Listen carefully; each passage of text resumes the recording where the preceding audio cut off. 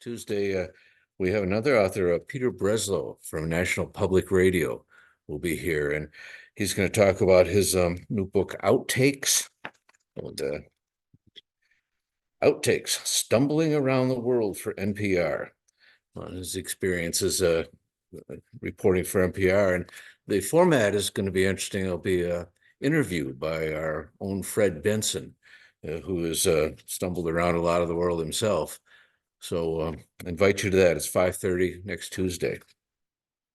But tonight we have Matt Cost, and I'll just read you some of the things from his bio on the website and in the books. And as Matt Cost was a history major at Trinity College. He's owned a mystery bookstore, a video store, a gym, before serving a 10-year sentence as a junior high school teacher. In 2014, he was released and began writing. That's what he does. He writes histories and mysteries. He now lives in Brunswick, Maine with his wife, Harper, 4 grown children, Brittany, Pearson, Miranda, and Ryan. A chocolate lab and a basset hound round out the mix. And he now spends his days at the computer writing.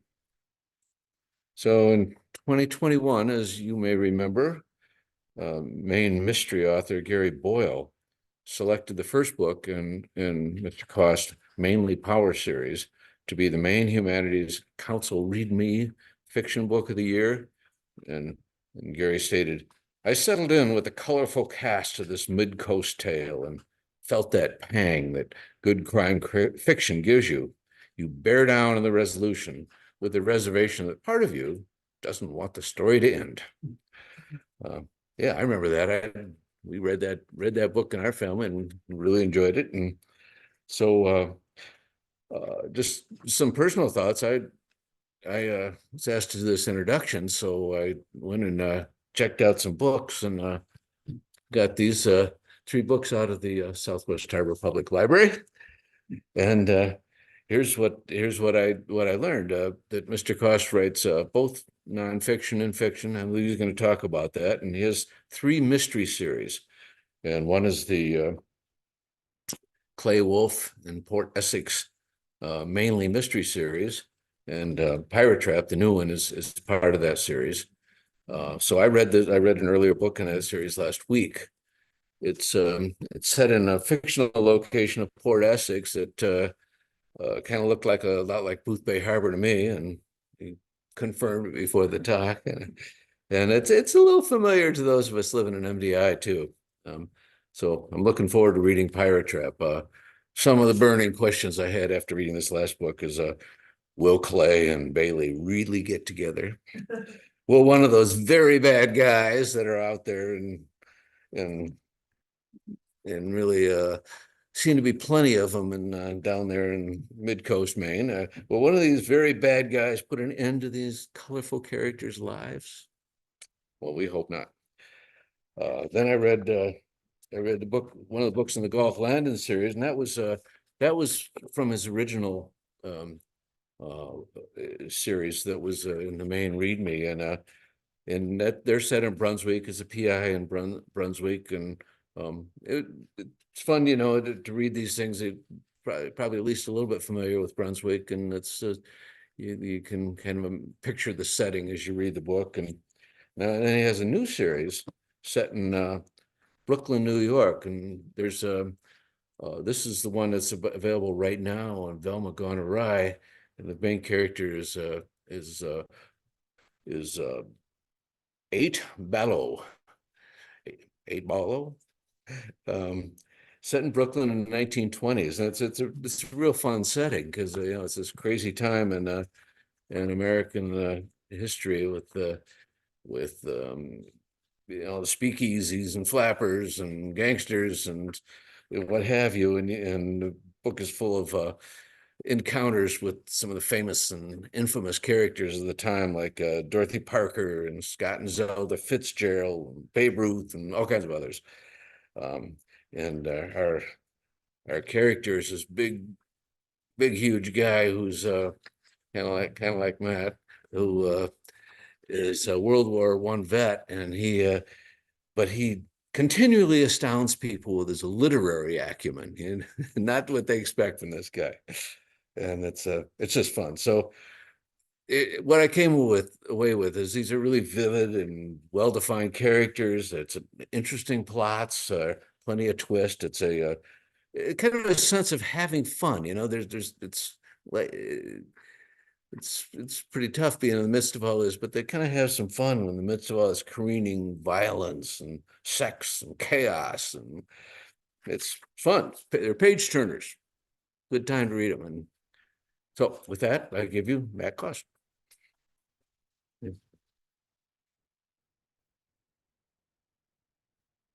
Well, thank you. Make sure we get the screen to the right angle. I was going to talk a little bit tonight about the evolution of a book, from idea to research to writing to editing to marketing and to promotion. All the different hats that most of us writers have to wear. Stephen King might not have to wear all of them anymore, but the rest of us do. And so to start off with ideas, actually the first book I ever wrote was inspired by a Latin American history teacher at Trinity College. I Am Cuba. I finished the first draft of that in 1991. And when I started to do my edits on that, I realized a few things. One was that I was really not a very good writer. Another was that I needed to do more research. And finally, I really needed to visit the island nation of Cuba to be more sincere about it. So as we progressed through the years, I put that on a dusty shelf. I actually wrote the first drafts to Mainely Power and Mainely Fear, and realized that both of those still needed work, that my writing needed work. And I wrote Joshua Chamberlain. It took me 6 years. The idea behind that was I was teaching social studies. I'm a big history guy and I live in Brunswick. So I decided to write something about Joshua Chamberlain. And I finished that in 2015, but I self-published that one. So my first real traditionally published book with a publisher was I Am Cuba in 2020. I guess you could say I was sort of an overnight success story. It only took 29 years to publish my first book with a traditional publisher. But that's the fruition of this Latin American history teacher I had in college, that after I visited Cuba, I'll talk about that a little bit and when I get into research. But there's many different avenues to ideas. I get a lot of ideas from the contemporary news, whether it be heroin being smuggled through lobster traps, cults in Maine, genome editing. So when you come across these ideas and you realize that scientists, through a technology called CRISPR, actually have the technology today to go in and change the DNA in the embryo of the baby and create super babies if they want. And the FDA frowns upon that, but there's really no teeth to the law because the science is outpacing the law.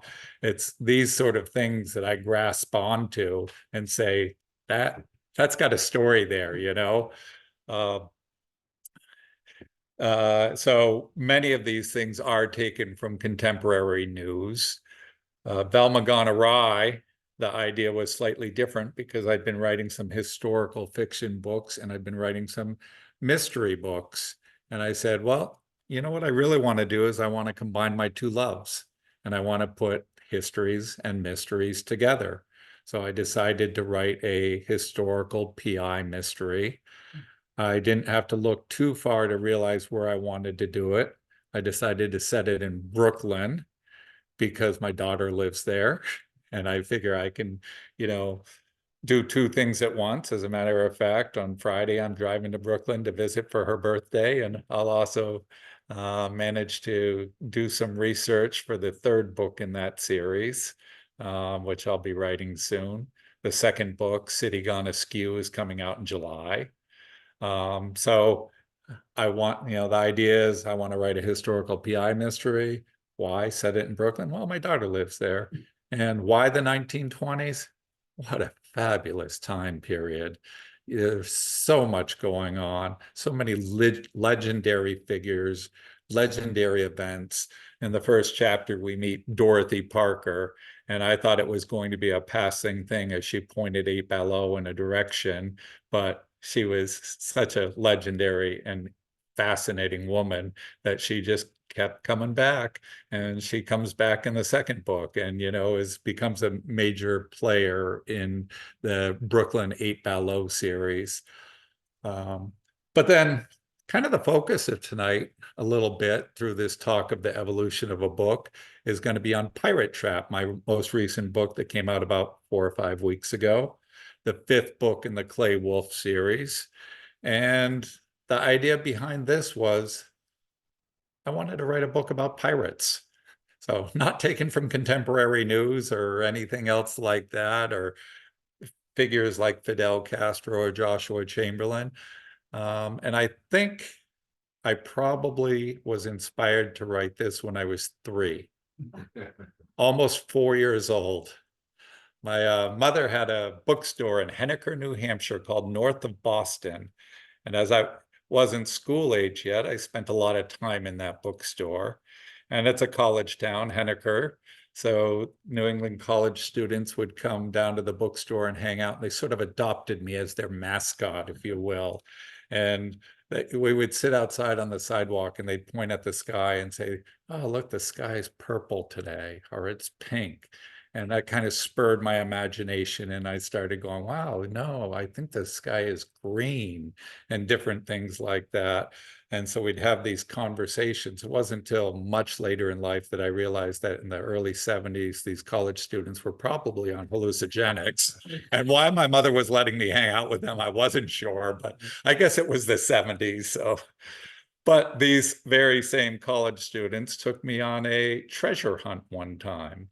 I think with my mother's permission, but I don't quite remember. But they took me around town finding different notes and things like that and clues, until finally in a park in Henniker behind a stone wall, we found a treasure chest filled with, gold-plated chocolates and water pistols and eye patches and piratey things. And so I think, a year and a half ago when I decided I wanted to write a book on pirates, it probably stems back to that point and was, I'm sure, further added to by Peter Pan and those wonderful Peter Pan stories. Mary Martin was the one that I watched over and over again. And then when I became 10 or 11, I read Treasure Island and Jim Hawkins going off with Long John Silver to look for Captain Flint's treasure, and, any young boy. So, that's my love of pirates that led to me wanting to write Pirate Trap.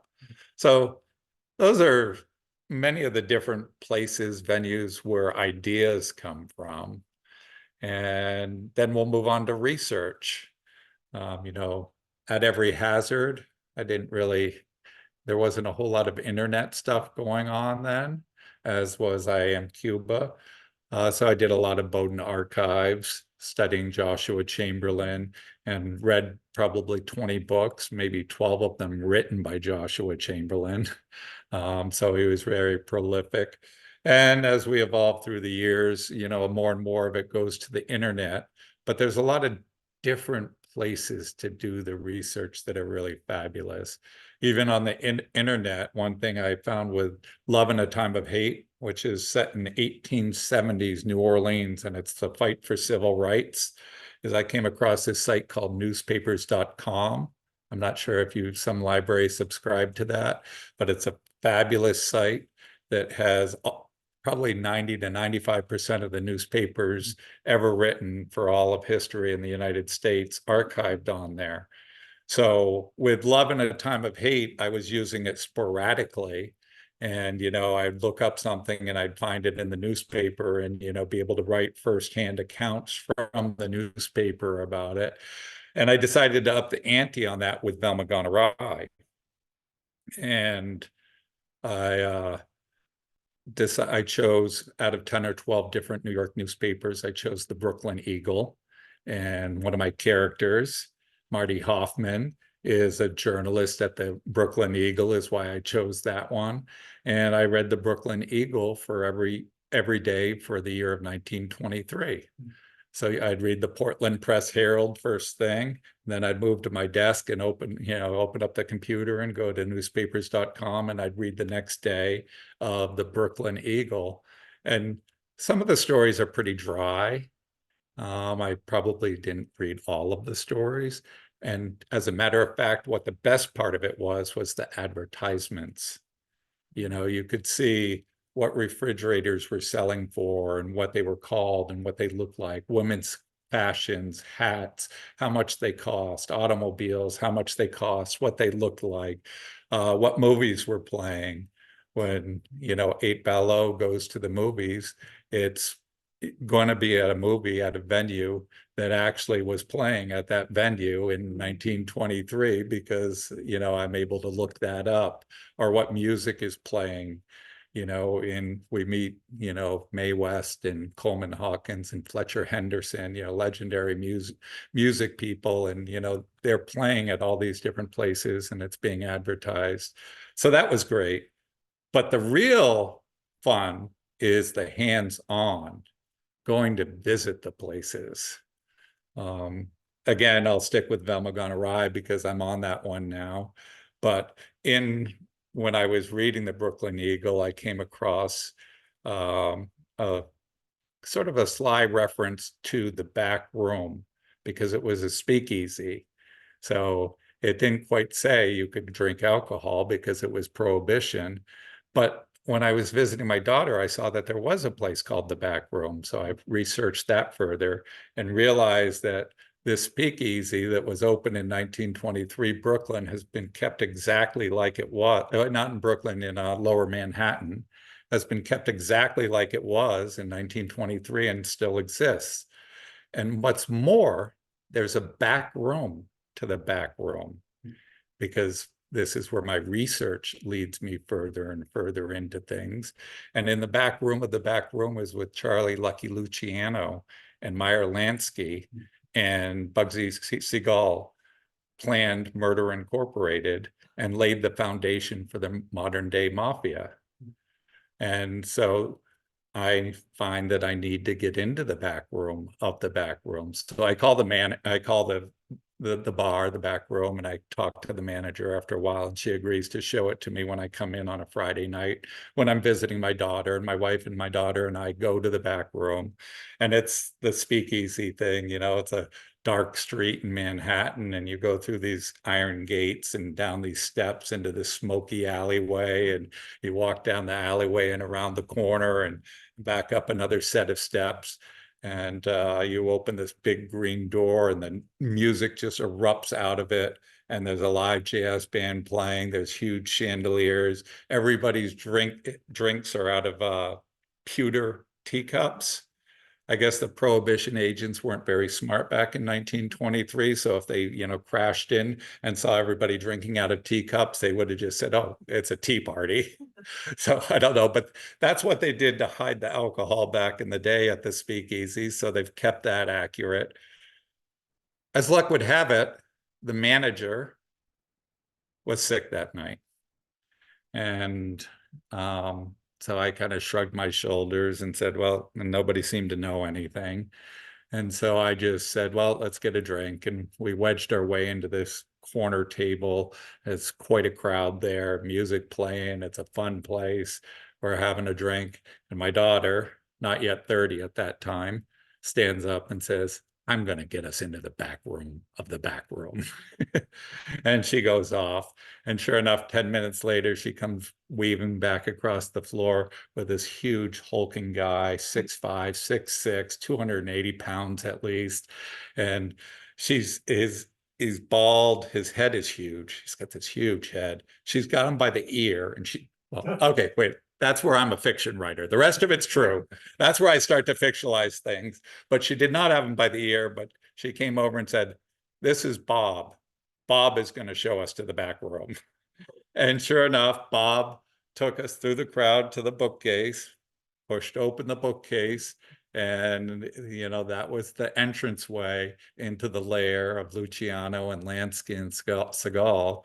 And it really wasn't much. It was half the room of this room. And, there's old furniture and a little bit dingy and carpeted, but you could sort of just feel it, you were there where these guys were planning a lot of things. And these characters play a large role in Velma Gone Awry, and they're going to play a large role in City Gone Askew. So just to get that feel. But, or if it's going to Gettysburg so much to research at every hazard that your son ends up going to Gettysburg College, or actually taking that same son to Cuba in 2016, when I finally got a chance to visit Cuba, and it was totally open then. So we didn't have to be on any tours or anything like that. I devised my own tour that followed the Revolutionary War trail of Fidel Castro. We actually flew into Havana, and then the next day we're flying to Santiago to start really my plans. And we got bumped because that was the day that Fidel was being buried in the Santa Ifigenia cemetery. And there were more important people going to Santiago than us, I guess, which was fine because the crowds were probably enormous.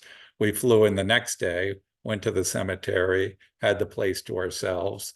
And, it was neat, this cemetery where all these Cuban heroes have these huge mausoleums, dedicated to them.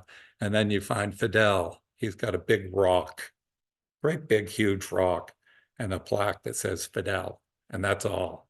Very simple, and that's what he was in many ways, and very complicated in other ways. But so, researching these things, feet on the ground is really a fantastic thing. And then most importantly, I went up to his command post outside of Santiago, to the Sierra Maestra.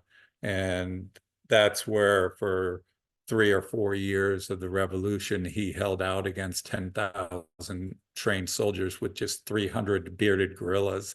And it was hard for me to fathom how that was possible before I stumbled my way to the top of the mountain through the thick foliage and the humidity, and just imagining the ambushes that they were facing. So and then we traveled across Cuba as they advanced on Havana, and followed all those battles that took place. So it was just really an extraordinary trip. Which brings us back to Pirate Trap, I guess, and the research, because I want to write about pirates. But Port Essex, loosely based on Booth Bay Harbor, is in Maine. Were there pirates in Maine? And I was little unsure. I didn't really know much about pirates in Maine, but as I started to dig into it, there were quite a few pirates that came to Maine on a regular basis. To get some R&R, to get some relaxation, to avoid the British warships and the Spanish warships that were patrolling the Caribbean, down where they were doing the bulk of their looting and whatnot. They would come up in the summer. Everybody likes to come to Southwest Harbor in the summer, right? And they'd put the ship in, and they'd clean the hull and build a stockade and just kind of relax and chill out for a little bit. So I found one that I chose to be my pirate, so to speak, in my research of many, and his name was Black Sam Bellamy. Black Sam Bellamy had come across from Britain on a warship as a sailor for the British Navy, and went AWOL in Eastham, Massachusetts. And while there, he fell in love with a young lady named Goody Hallett, who, the records don't quite say, but I'm guessing she was probably 14 or 15, and he was much older, and he didn't have a nickel to his name. And so the parents wanted nothing to do with him. So he said, I'm going to go off and make my fortune, and then I'll come back and I'll show them, and we'll get married and live happily ever after. Luckily for him, just the year before, in 1715, the Spanish Armada had sunk off the coast of Florida. 11 Spanish warships laden with gold and silver and trinkets that were all loaded up to take back to Spain, hit a hurricane, tried to hug the shore of Florida, and were sunk. So many a young man, many an older man, was going looking for this treasure at that time. And he was able to convince a local businessman in Eastham to outfit him with a ship and go look for this lost treasure. He didn't find it. Nobody's found it. It's still out there somewhere if anybody likes to scuba dive or has a submarine or something like that. Occasionally things wash up on the shores, on the beaches of Florida still from that shipwreck back in 1715. But he doesn't have any luck with that, so he does the next best thing. He joins a pirate ship and goes into pirating. He's actually on a ship where the captain is Benjamin Hornigold, and the first mate is Edward Teach, otherwise known as Blackbeard. And after a year, the crew mutinies and kicks Hornigold and Teach off, maroons them on an island, and they elect Sam Bellamy to be the captain. And over the next few years, he's going to become the wealthiest pirate to ever live for the time period that he did it. And where he liked to summer was in Machiasport, or so they think.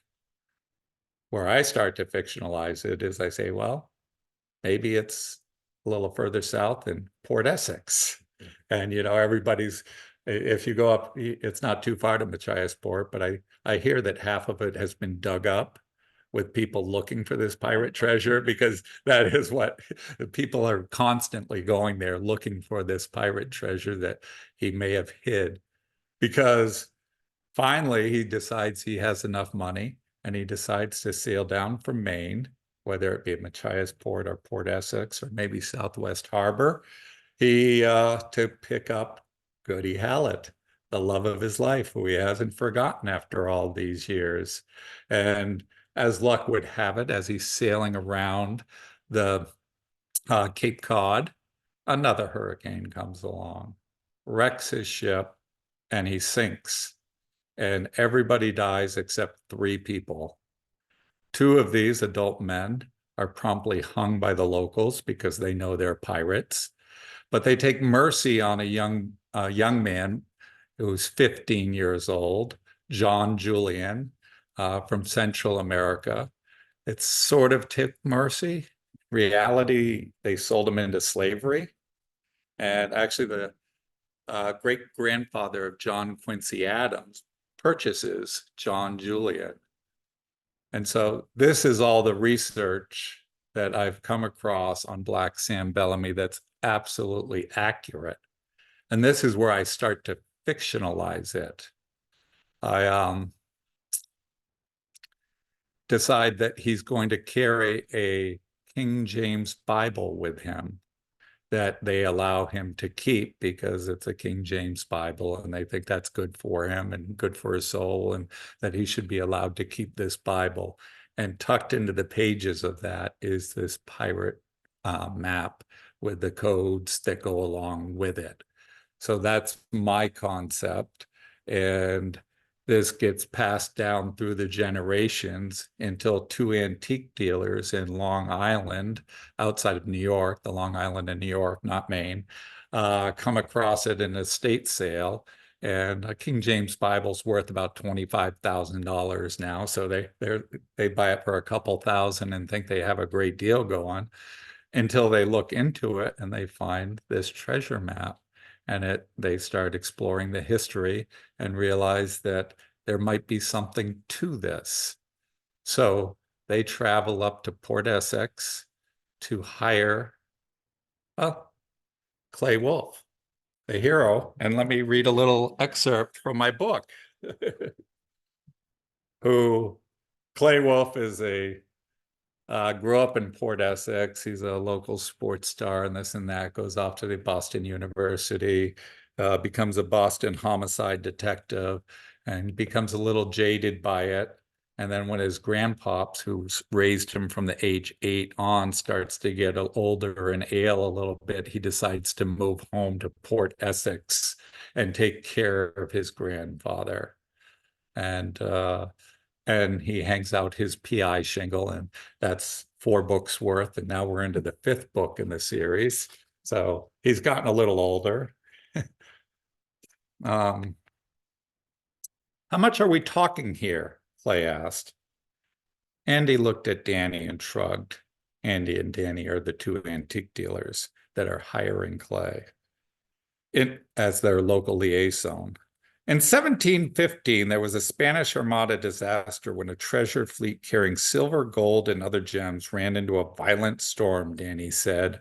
Of the 12 ships, 11 went down off the coast of Florida between modern-day Vero Beach and Sebastian. One other ship, a French ship sailing under their protection, may have made it back to Europe. The letter left in the King James Bible in the care of John Julian said there was actually a 13th ship, the Nuestra Senora del Carmen. A 13th ship nobody knew of, Clay said. That seems far-fetched. There must have been records. It was kept secret because of its cargo, Danny said. Rare fire opals from a mine in Mexico. Very unusual at the time, actually unique. Conquistadors stumbled upon a catch-in. Well, the details don't matter. Just understand that they were very rare, very valuable, and disappeared from the face of the earth without anybody knowing they existed. Until Black Sam Bellamy put into port in Cabo Heso, now known as Key West, for some rest and relaxation, and realized that the local Caluso people were sporting these gemstones. The 13th ship, this Carmen, shipwrecked south of the rest of the fleet, Clay said, a ship that nobody knew anything about and which therefore was not missing. Exactly, Andy said, until Black Sam came upon them. He traded trinkets and silver and gold for them, loaded them up and took them straight to... He looked out the large window behind Clay, somewhere around here, so as to hide the treasure before going to reclaim his love, Goody Hallett, down in Eastham. But then he got caught in a storm and sunk, Clay said, and everybody thought that whatever treasure he had was on board at the time and went down with him. Some gold, silver, and trinkets have indeed been found, Andy said, but not the Mexican fire opals. It's a pretty good yarn, Clay said, leaning back. What is it that you want from me? Exactly. So that kind of touches off our story of Pirate Trap. So yeah, those are a lot of the different research pieces that go into me having written that. But let me talk just a little bit about the writing process, because that's the real deal. That's what you have to do. You have an idea, you research, and then you got to write. My writing process is I write every day, 7 days a week, probably 350 days a year. I find that if I write every day, then, you know what I'm going to do on the drive home to Brunswick from Southwest Harbor tonight? I'm going to plan tomorrow's chapter or chapters, and it's going to be fresh in my head. I know what I wrote this morning before I drove up here. And when I sit down at my desk at 6 tomorrow morning to write, it might be 7. I'm going to get home late, aren't I? So 6 or 7, I'm going to be ready to write for 3 or 4 hours and, be able to knock things down. If you take a day off, I find, much less 2 or 3 or longer than that, you lose your place. You have to go back and figure out where you are, and you waste half your time kind of getting your bearings and getting your footings under you. So I think it's important for me anyways, and every writer is unique, and that's the beauty of it. But for me, I write every day. And, there's plenty of things that I can do in the afternoon attached to the writing world.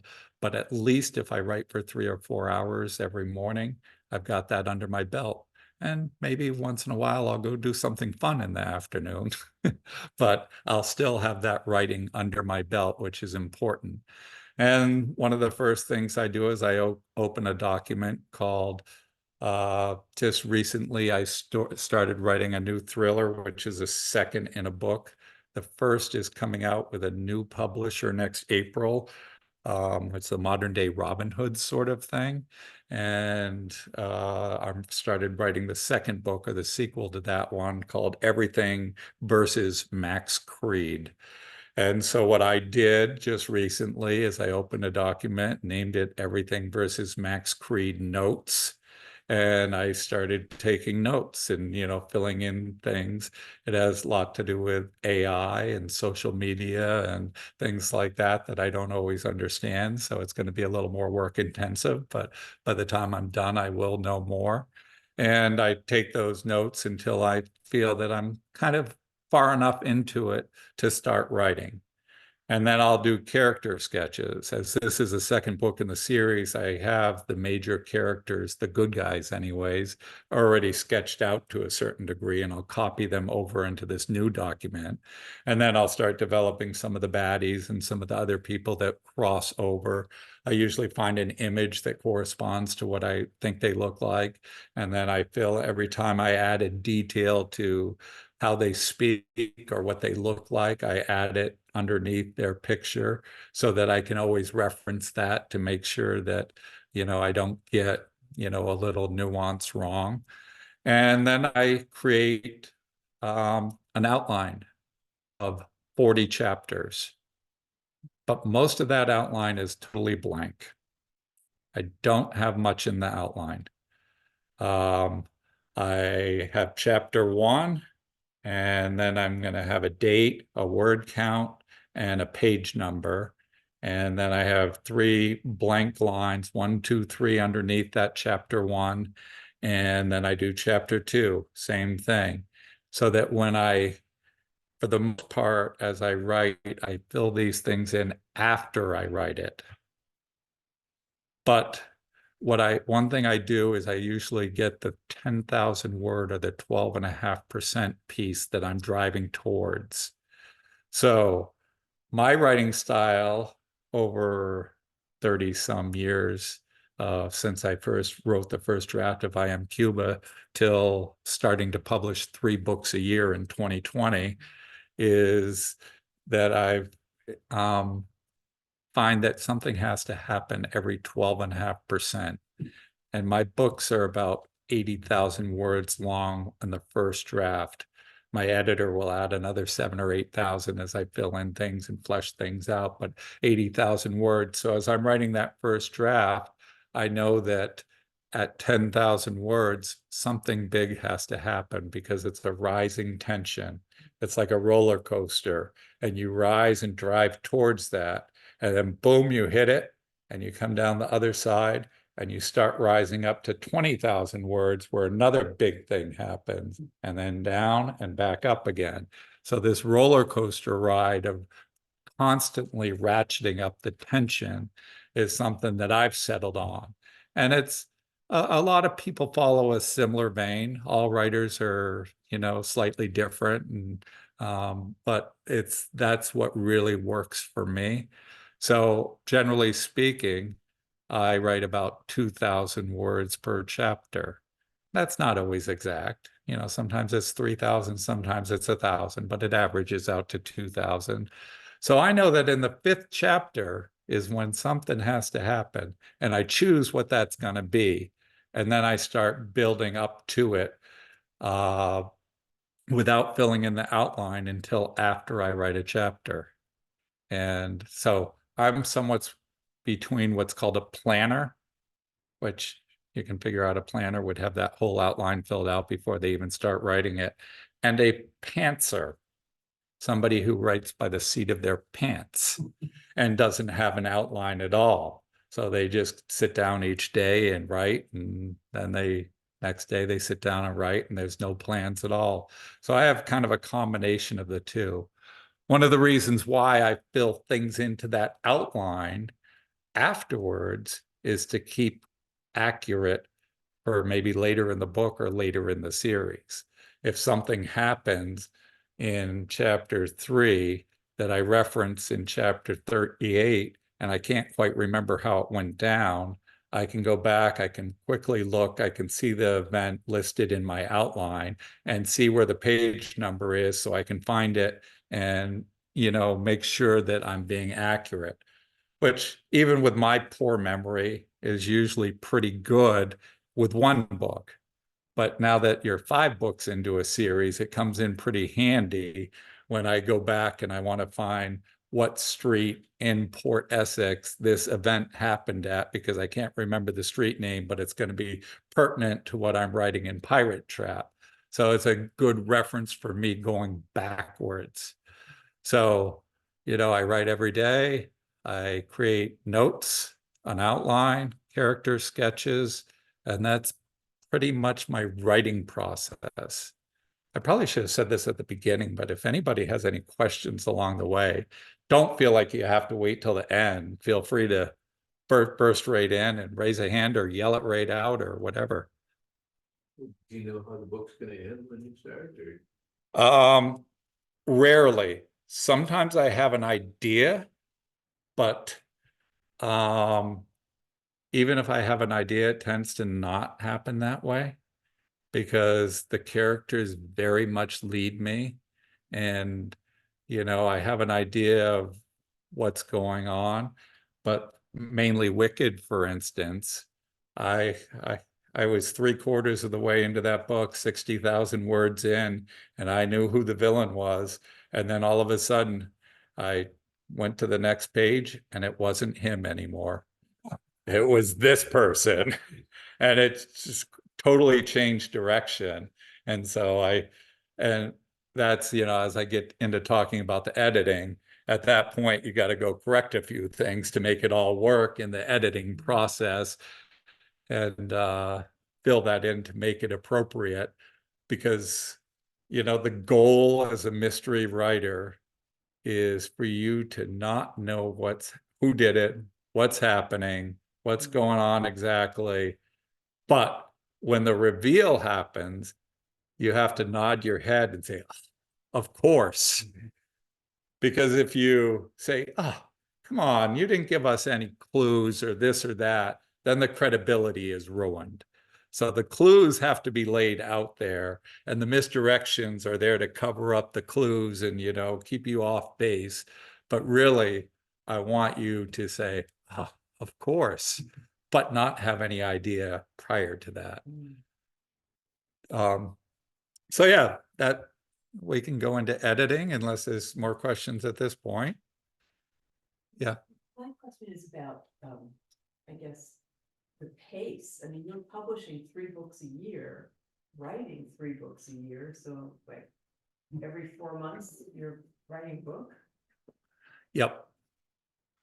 Wow. I'll give you a longer answer too, though. I mean, that's I write for I write 3 or 4 hours every morning. Mhm. And so I write a first draft of a book in 4 months. And then it takes me 4 months to edit the book. But I do that at the same time I'm writing the next book. So right now I'm writing Everything versus Max Creed. I just got through my 10,000 word big scene, and I'm kind of coming down and collecting my thoughts in chapter 6, after 10,000 words.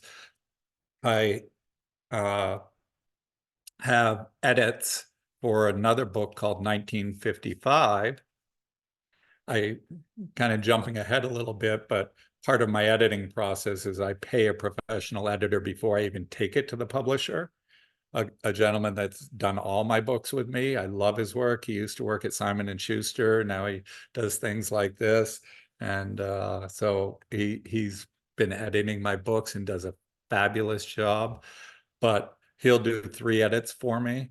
And right now he just got back to me with the big developmental edits, which is going to be a lot of work for me. And that's where I add another 7,000 or 8,000 words, because he'll say, this character really needs to be fleshed out more. You need to, bring them in earlier on. This scene needs to be bigger, badder, grittier.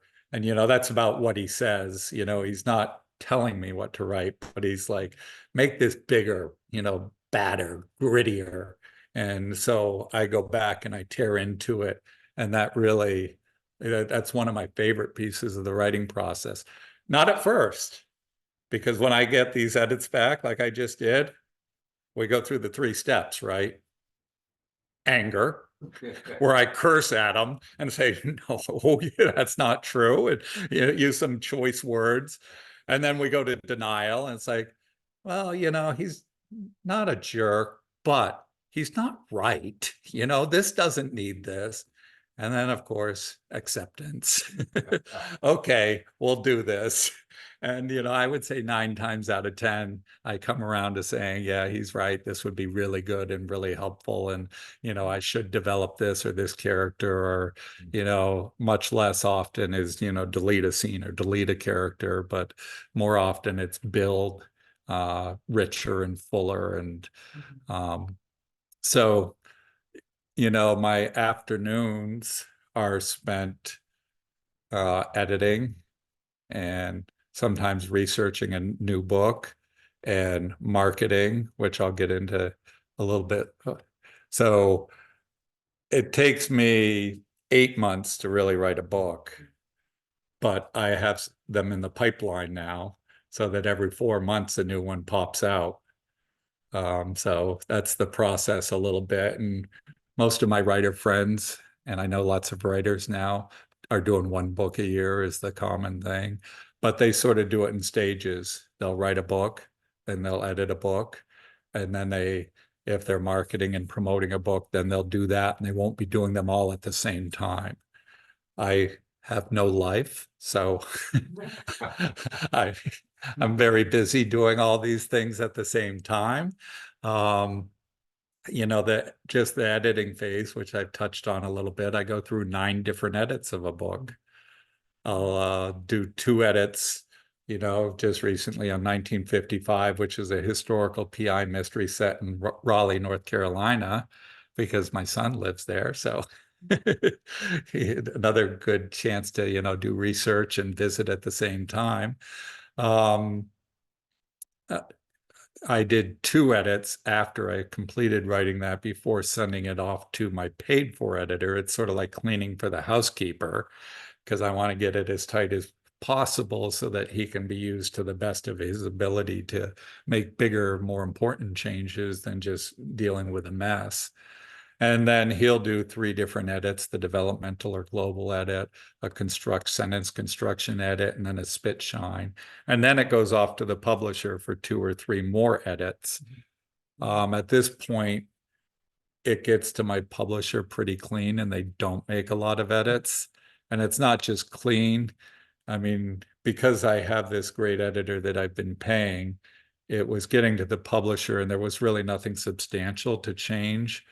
But sometimes there's stylistic things, and one publisher or one editor likes something a certain way, like Bob said, or as opposed to, it would be said Bob or Bob said. And it's just, neither one is correct or right or wrong, but certain editors like it a certain way. So I've learned, I have 14 books within Circle Publications now, and I've learned what the editor likes and how she likes T-shirt. T-shirt has like 9 different ways you can write that, small t, e, hyphen shirt, or no hyphen, or capital T hyphen shirt, so just little things like that. So sometimes it's just preference. But of course, the last and final, the 9th edit, is after the ARC comes out, the advanced reading copy, and the person that can find fault with me where nobody else can does that final edit. Any idea who? My wife. My wife does one final edit, and she always finds a few little things, like, a big one is from. You say it's from here, but you misspell it as form. Spell catch doesn't catch it. Believe me, your eyes just go right over it. So, but there's going to be a reader that catches it. So it's good. And she's very good and detailed in that. But again, in Mainly Wicked, she found a big one that I would have had to, retire from writing if that slipped through to the publication. Whereas a major character who has been abducted by these really horrible people, and Gough Langdon and his colorful cast of friends gather at his house to strategize on how to find her. And she says something in the strategy session. It's just something mundane, but it's like, no, she obviously isn't there. So I don't even know how that first slipped through, but luckily that was caught before I had to retire from writing. So that was a good thing. So yeah, it goes through the 9 edits, and then most of us are wearing the hat of marketing as well. And generally speaking, for each book, I'll send out 100 to 200 query letters to different reviewers, trying to get book reviews. And over the course of doing this, I've built up 20 or 25 in each book. I might get 5 more, but then there's some attrition. The reviewers stop doing it or decide they don't want this series, or some of the reviewers will do one of my series but not the other series. So it's kind of a building process, but the more I do, the more reviews I get, and so far they tend to be good, so that's a good thing. I'll send out 100 to 200 queries to different venues. Why I'm here, because I reached out and asked if I could come speak to you all. And it's a variety of venues. I'm on a 5-day stint right now, where Saturday I was at a book festival in Massachusetts. Sunday I did an assisted care living facility. And I commend you all for staying awake, because I had like 12 people at this, but at no point were more than 9 of them awake. So, and it would change, somebody would wake up and, look all attentive, and I'd look over and now you're sleeping. Then yesterday I did a Rotary Club, and today I'm doing a library, and tomorrow I'm doing a signing at the grand opening of the Barnes and Noble down in South Portland. So I've hit 5 different types of venues in 5 days. So that's kind of fun to have done. Podcasters are reaching out to a lot of podcasters these days who do interviews. And a lot of bloggers also do online written interviews. So you kind of interact in the world of that to just get the name out, keep it grinding forward, and kind of sends it forward to the last stage, which is the promotion stage. The reviews come out. Hopefully they're good. Hopefully people are reading them. If they are good. If they're bad, then hopefully nobody's reading them. But podcasts start airing, and I start visiting venues and come to Southwest Harbor, and here I am. And so it's all sort of cyclical. I'm, promoting Pirate Trap here. I'm marketing the second one in the Velma Gone Awry series, City Gone Askew, which comes out July 31st. So I don't badger the same libraries more than once in a year to come back, but so I'm hitting a new batch of libraries and Rotary clubs and venues to start promoting, hopefully after July 31st, and a new batch of reviewers. And I'm editing the 1955. Good. Do you manage all of your marketing and promotion yourself? Almost. My publisher does some, but not a lot. And that's really the way the world has gone. I don't have one of the big 5 publishers. I have a small publishing house. And I would say that almost all the small publishing, and I have a second one that I'm going to start with. So I'll have 2 different publishers, but they don't really have the manpower or the dollars to do much marketing and publicity for you. And to tell you the truth, I started off thinking that I really wanted to get to be into one of the big 5 publishers, because I thought that's when it happens and they do the marketing for you, but they're not, unless you're Michael Connelly, Stephen King, James Patterson, you know, they are publicizing the $1 million copy sales, but, you know, outside of the top 1 to 3% of their big earners, they're not doing much for either. So it's just kind of the way of the world. You know, they add some things, but a lot of marketing is not something that they're doing for them. So yeah, you know, editing, 1955, writing Everything versus Max Greed. And on my way up here, I was starting to think of the next idea for my next Clay Wolfe book, which will be the next, I will be back to a Clay Wolfe book, because Mainely Mayhem, the 6th book in the Mainely Mystery series, comes out in November. So I'll be back to a new Clay Wolfe one. So yeah, that's kind of the evolution of a book, from idea to here now. Questions, comments? That's a grueling schedule. Yeah, it keeps me busy. In terms of sequence, do you get the bulk of the research done before you're in the writing, or is research ongoing as you're writing? I would say I like to get a bulk of it done, but that might be 60 or 70%. If it's a historical, I got to really front load it. But some of these other things I'm learning as I'm going. Right now, I'm, you know, constantly looking up things on social media and artificial intelligence and things like that for what I'm doing. When I wrote Mousetrap, the science was far beyond me. So I was constantly looking up, you know, CRISPR, this technology that allows them to alter the embryo. And so there's a good, I would say that I don't go a page without looking something up, whether it's, you know, something technical or something historical, or sometimes just I need a new name and I, you know, have to find a name of somebody, and I'll look at a list of names just to see what jumps out and seems right. Or so any variety of things happen at a constant pace. Yeah.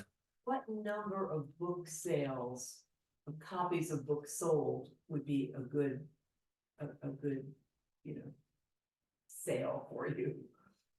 For the total life of the book? The book, how many would you like to see sold? At this point, I would be happy with 10,000, but That's a lot. and that is a lot. So, you know, that is a goal that I'm stretching towards with some of my books, but you know, that would be the goal, I think, where I could be self-sufficient as a writer and wouldn't have to look to some other income that I have. And then I could have a decent life, especially if I'm writing 3 books a year. Yeah. And, you know, I'm only 4 years into being published, really. So one of the beauties of books is that they're there forever and they can hopefully keep selling. So I don't really have the data on how dead things will happen, or if, you know, they'll stop selling entirely, or if each book will just add and, you know, keep raising things up. But that's a tough question, you know. I would say I haven't sold more than 5,000 of any book yet, but I'm hoping for 10. Yeah.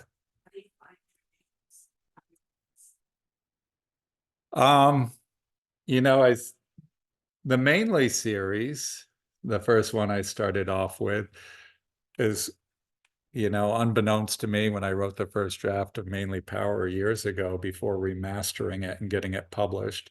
I don't think I quite mentioned that. I wrote that in the late 90s, put it on a dusty shelf, and brought it out when I got a publisher and said, hey, if I redo this, will you take a look? And they said yes. And that led to Jerry Boyle recommending it. Has worked out really well for me, because mainly is the first word, and that's always a good search item because it's unique. So if somebody types in Mainely Power on Amazon, it comes up. Whereas if you type in Mind Trap, it might not, and they're a little more difficult. So with that, I kind of went with emotions: power, fear, money, angst, wicked. And with these, I have lined it up more to what it is. You know, the first one is Clay Wolfe, so I went with Wolfe Trap, but then Mind Trap is about cults, which is another fascinating thing of how many cults are out there and what they actually believe. And we hear about the big ones that go bad, but there's so many more. Our Mouse Trap, which the genome editing is being done at a place called Johnson Laboratories on mice. I don't know if that sounds familiar to you at all. At first, I kind of thought when I started reading Mousetrap that we were talking about this area. It sounded like Jackson Lab. Which is what Jackson Labs is doing with mice, and they are in the forefront of the genome editing piece. And that's one of the things that Jackson Labs is doing up here. And on the surface value, it's to eradicate disease, diabetes, cancer, the research they're doing, that's what they're aiming for. But in the wrong hands is where I start to fictionalize it, or hopefully fictionalize it, because I fully believe that it's capable, that there's a billionaire out there that's funding a lab and doing this. But that's Mousetrap is a fundamental piece of it. Cosmic Trap is about unidentified aerial phenomena. So that's the cosmic piece. You know, I don't know if you saw the news a couple of years ago, Congress appointed a task force because there's been so many sightings of things by pilots and radar that just can't be explained. And so they appointed this task force to investigate, and they called it unidentified aerial phenomena instead of UFOs, probably to not scare people. And the task force just recently got back and said, yeah, there's something up there and we have no idea what it is. You know, that's their only answer so far. And then Pirate Trap is about pirates. So that series kind of stays that way.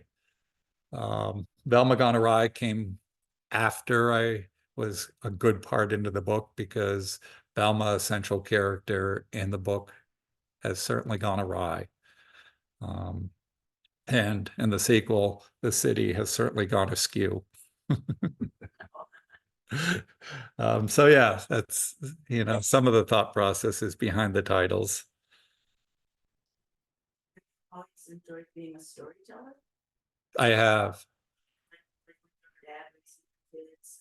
yeah, that's, they probably still make fun of me for some of my stories, but now that they're getting older, they say they really appreciated them. But at one point it was Dad. But yeah, I made up many a story, whether it be at night or more often in the car. At night we'd read books, but in the car, when people would get bored, I would tell a story.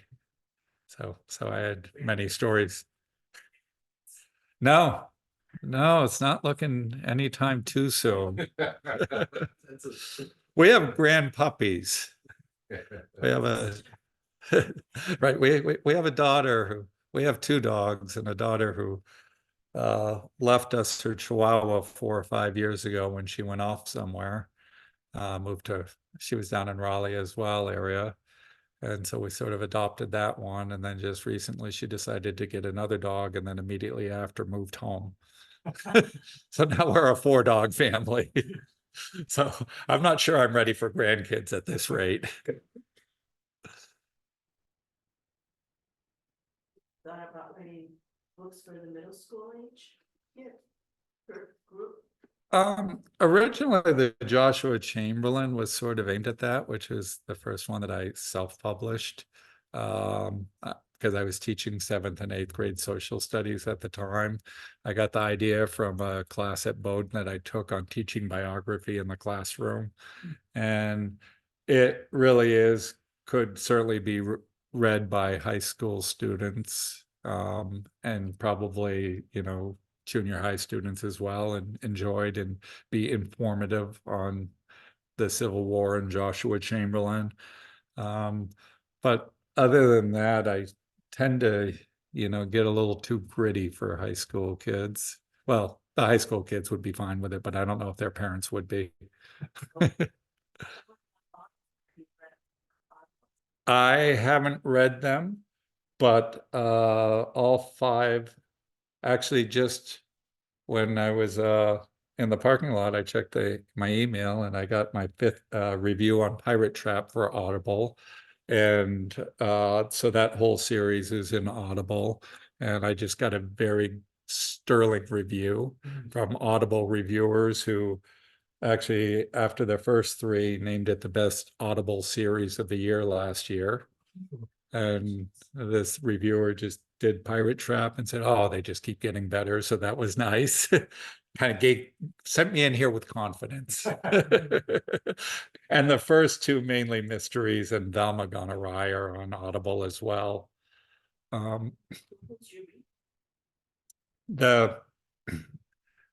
Jason Arnold does all my trap ones, and he's perfect because his voice is spot on what I see Clay Wolfe being. And there's, let's face it, not a lot of diversity in Port Essex. So he doesn't have to stretch and have too many accents or anything. And so he does a fantastic job. But there's quite a bit in the 8 Ballow series. And I've got this off-Broadway actor who just does wonderful. If you ever want to listen to an Audible book, give that one a try, because I like it better than the book. The Audible is much better than the book. So he does a really wonderful job, and he's doing the second one as well. He hasn't finished it yet, but he'll be doing Gone Askew. I do have a question. Oh, okay. Yeah, from Carolyn online. Do the titles come after the book is written? Not usually. Sometimes, I was talking about that a little bit before, but for some of the books, the Velma Gone Awry was about halfway through. The one that I have coming out next April, I decided I wanted to be a sort of modern day Robin Hood. So I named it The Not So Merry Adventures of Max Creed. Sort of a takeoff on that. And that title came to me before I wrote the book, just based on the idea, and it stuck with. Sometimes they don't always stick with. I know a few of my books I realized the title I was using weren't going to be a good title because things had changed, or I later realized that it would be really hard to find in a search or something like that, and I've had to tweak them a little bit, but so that changes a little bit sometimes.